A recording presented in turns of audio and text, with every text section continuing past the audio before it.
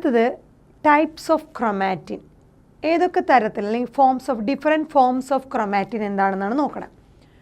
So ഈ chromatin എന്ന് പറയുന്നത് പാക്കേജ് ചെയ്ത് അതൊരു ക്രൊമാറ്റിൻ ഫൈബേഴ്സായിട്ട് മാറും.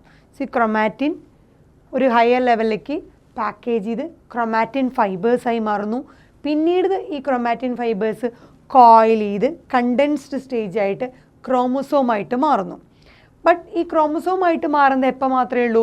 സെൽ ഡിവിഷൻ സമയത്ത്.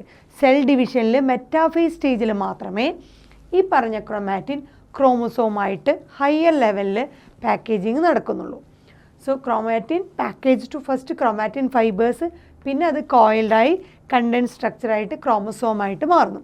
ആ ക്രോമസോം സ്ട്രക്ചറായിട്ട് നമുക്ക് കാണാൻ പറ്റുന്നത് സെൽ ഡിവിഷൻ സമയത്ത് മാത്രമാണ്. അല്ലെങ്കിൽ എപ്പോഴും ന്യൂക്ലിയസിൽ ക്രോമാറ്റിൻ ഫോമിൽ മാത്രമേ നമുക്ക് അത് കാണാൻ പറ്റുള്ളൂ. ഈ ക്രൊമാറ്റിനെ പാക്കേജിങ്, അതായത് ഈ ക്രൊമാറ്റിൻ ക്രോമസോമായിട്ട് മാറുമ്പോൾ അതിന് വേറെ കുറച്ച് ഹയർ ലെവലിലുള്ള പ്രോട്ടീൻസ്, അഡീഷണൽ സെറ്റ് ഓഫ് പ്രോട്ടീൻസിൻ്റെ ആവശ്യമുണ്ട്. സോ പാക്കേജിങ് ഓഫ് ക്രൊമാറ്റിന് വേണ്ടിയിട്ട് നോർമൽ പ്രോട്ടീൻസ് വരാം. അതായത് ക്രൊമാറ്റിൻ ക്രോമസോമായിട്ട് മാറുന്നതിന് വേണ്ടി, അത് ഹയർ ലെവലാണ്, ഹയർ ലെവലായിട്ടുള്ള ആ ക്രോമസോമായിട്ട് മാറുന്നതിന് വേണ്ടി, കണ്ടൻസ്ഡ് സ്റ്റേജിലാവുന്നതിന് വേണ്ടിയിട്ട് നോർമൽ പ്രോട്ടീൻസ് പോരാ, അഡീഷണൽ സെറ്റ് ഓഫ് പ്രോട്ടീൻസ് വേണം. അതിനെ വിളിക്കുന്ന പേരാണ് നോൺ ഹിസ്റ്റോൺ ക്രോമസോമൽ പ്രോട്ടീൻസ് അഥവാ NHC, non histone chromosomal proteins. അപ്പോൾ നമ്മൾ പഠിച്ചിട്ടുണ്ട് ഈ DNA നെഗറ്റീവ് ചാർജ്ഡ് ആയതുകൊണ്ട് അതിനെ ആ ന്യൂക്ലിയസിൽ അങ്ങനെ തന്നെ ആ ഒരു പെർട്ടിക്കുലർ പൊസിഷനിൽ നിർത്താൻ വേണ്ടിയിട്ട് അതിനെ കോയിൽ ചെയ്ത് ആ DNA നെഗറ്റീവ് ചാർജ് DNAനെ അതിനെ ഹോൾഡ് ചെയ്ത് പിടിച്ച് നിർത്താൻ വേണ്ടിയിട്ട് ഒരു സ്പെഷ്യൽ ബേസിക് പ്രോട്ടീൻസ് ഉണ്ട്. നമ്മൾ പറഞ്ഞതാണ് ഏതാണ്? ഹിസ്റ്റോണുകൾ. സോ ആ ഹിസ്റ്റോൺ പോരാണ്ട് അതാണ് ഇപ്പോൾ DNA ഉള്ളിൽ മീൻസ് ആ ന്യൂക്ലിയസിൻ്റെ ഉള്ളിൽ DNA അങ്ങനെ തന്നെ നിർത്താനായിട്ട് സഹായിക്കുന്ന ആ പ്രോട്ടീൻസുകളായിരുന്നു ബേസിക് അല്ലെങ്കിൽ പോസിറ്റീവ് ചാർജ് സൈഡ് ചെയിനിൽ അമിനോ ആസിഡിൽ കൂടുതലുള്ള ഹിസ്റ്റോൺ പ്രോട്ടീൻസ്. അതാണ് നമ്മൾ നേരത്തെ പറഞ്ഞ ഹിസ്റ്റോൺ ഒക്ടാമറുകൾ. സോ അതിൻ്റെ സഹായത്തോടു കൂടിയാണ് ന്യൂക്ലിയസിൽ ക്രൊമാറ്റിൻ ഫോമിൽ ഈ പറഞ്ഞ DNA ആ ക്രൊമാറ്റിൻ ഫോമിൽ നിൽക്കുന്നത് എന്തുകൊണ്ട് സഹായം? ഹിസ്റ്റോൺ പ്രോട്ടീൻസിൻ്റെ സഹായത്തിലാണ്. ഈ ക്രൊമാറ്റിൻ ക്രോമസോമായിട്ട് മാറണമെങ്കിൽ അഡീഷണൽ ലെവലിൽ സെൽ ഡിവിഷൻ സമയത്ത് അങ്ങനെ അഡീഷണൽ സെറ്റ് ഓഫ് പ്രോട്ടീൻസിൻ്റെ പേരാണ് നോൺ ഹിസ്റ്റോൺ ക്രോമസോമൽ പ്രോട്ടീൻസ് അഥവാ NHC. സോ നമുക്ക് വേറെ തരത്തിൽ പറയുകയാണെങ്കിൽ ക്രൊമാറ്റിൻ ക്രോമസോമായിട്ട് മാറണമെങ്കിൽ സഹായിക്കുന്ന അല്ലെങ്കിൽ DNA കണ്ടൻസേഷന് സഹായിക്കുന്ന പ്രോട്ടീനുകളാണ് നോൺ ഹിസ്റ്റോൺ ക്രോമസോമൽ പ്രോട്ടീൻസ്. അതേസമയം ഈ ക്രോമസോമുകൾ തിരിച്ച് വീണ്ടും ക്രൊമാറ്റിനായിട്ട് മാറണമെങ്കിൽ അല്ലെങ്കിൽ ക്രോമസോം പോലെയുള്ള സ്ട്രക്ചറിൽ ക്രൊമാറ്റിൻ ഫോമിൽ തന്നെ ന്യൂക്ലിയസിൽ നിൽക്കണമെങ്കിൽ സഹായിക്കുന്ന സ്ട്രക്ചറുകളാണ് ഹിസ്റ്റോൺ പ്രോട്ടീൻ.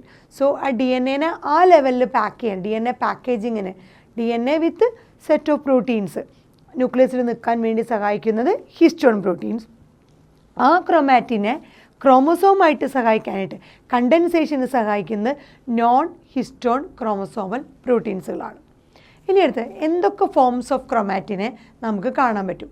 സോ ഈ ന്യൂക്ലിയോസോം അല്ലെങ്കിൽ ആ സ്ട്രക്ചർ ബീഡ്സോൺ സ്ട്രിങ്ങിൽ നമുക്ക് എല്ലായിടത്തും ഈ പറഞ്ഞ ക്രൊമാറ്റിനെ ക്ലിയർ ആയിട്ട് കാണാൻ പറ്റില്ല. ചില സ്ഥലങ്ങളിൽ ക്രൊമാറ്റിൻ അധികമായി കാണപ്പെടും, ചില സ്ഥലങ്ങളിൽ ക്രൊമാറ്റിൻ വളരെ കുറവായിട്ട് കാണപ്പെടും.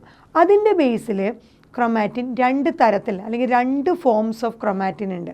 അതാണ് യൂക്രൊമാറ്റിൻ ആൻഡ് ഹെറ്ററോക്രൊമാറ്റിൻ. യൂക്രൊമാറ്റിൻ ആൻഡ് ഹെറ്ററോക്രൊമാറ്റിൻ. യൂക്രൊമാറ്റിൻ എന്ന് പറഞ്ഞു കഴിഞ്ഞാൽ ഒരു ടിപ്പിക്കൽ ന്യൂക്ലിയസ്, നമ്മളൊരു ന്യൂക്ലിയസ് എടുത്തു കഴിഞ്ഞാൽ അതിൽ ചില regions of chromatin loosely packed.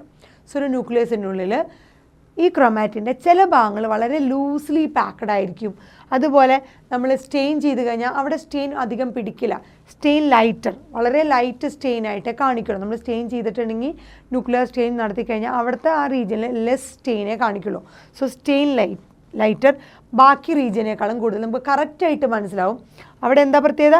Loosely packed ആയിട്ടുള്ള ക്രൊമാറ്റിനാണ്. ഒരു ന്യൂക്ലിയസിൽ ചില ഭാഗങ്ങളിൽ എന്തായിരിക്കും? വളരെ ലൂസ്ലി പാക്ഡ് ആയിട്ടുള്ള ക്രൊമാറ്റിനായിരിക്കും.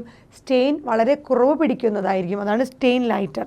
മറ്റു റീജിയനെ അപേക്ഷിച്ചിട്ട് കുറച്ച് സ്റ്റെയിൻ കുറച്ച് പിടിക്കുന്നതും ലൂസ്ലി പാക്ഡ് ആയിട്ടുള്ള ക്രൊമാറ്റിനായിരിക്കും.